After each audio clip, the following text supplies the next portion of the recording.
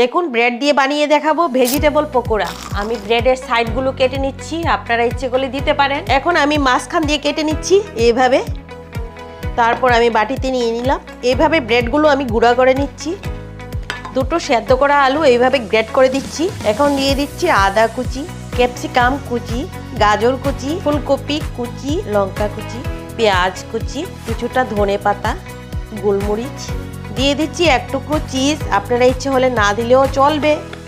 দিয়ে দিচ্ছি কিছুটা চিলি ফ্লেক্স, কিছুটা অরেগানো, কিছুটা চাট মশলা, দিয়ে দিচ্ছি খানিকটা লেবুর রস, বাইন্ডিংয়ের জন্য দিয়ে দিচ্ছি 2 চামচ কর্নফ্লাওয়ার। এখন ভালো করে মাখিয়ে নিচ্ছি। দিয়ে দিচ্ছি 1 চামচ লবণ, 1 চামচ চিনি। মাখা হয়ে গেছে, একে একে বানিয়ে নিচ্ছি।